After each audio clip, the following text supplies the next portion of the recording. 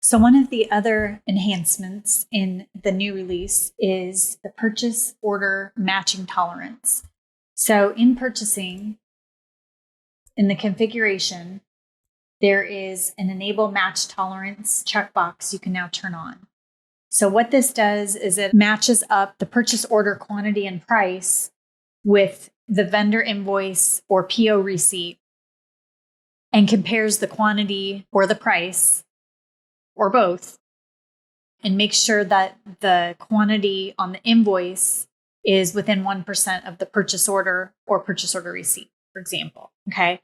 So you can play with your tolerance percent right here in the configuration.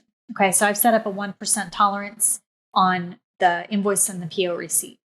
So the purchase order can be converted directly to an invoice, or it goes purchase order, receipt, vendor invoice. So I've set up both in case the receipt is skipped. Okay. So just why that's like that. So over here in the purchase orders, I've got one here that I'm going to convert over to a receipt. So I'm going to convert here to a PO receipt. And my quantity is 1,050 cents. Okay, so my purchase order shows 1,050 cents for the price. So I'm going to post this and show you the normal way it'll treat it if I'm within tolerance, my 1%. Okay, so my PO receipt says state pending, and I look at it.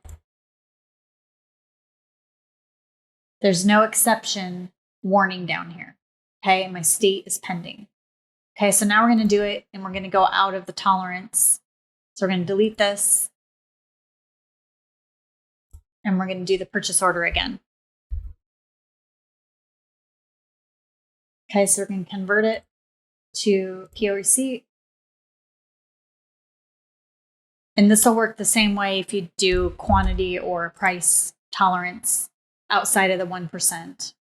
Okay, so one or the other, it's going to give you a warning or an exception, a state. Okay.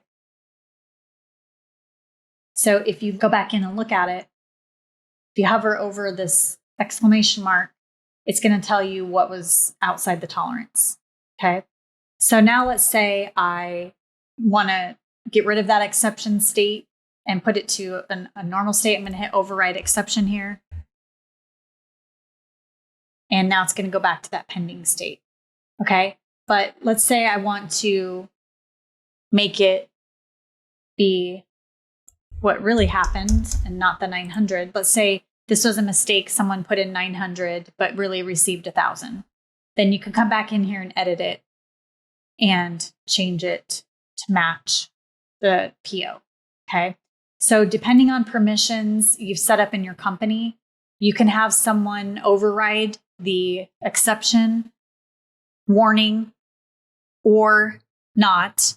And you can also turn on being able to edit the PO receipt and such. So if you want to put controls in place, you may want to play with the permissions and the roles in the users with that override exception being able to be used on their profile or not.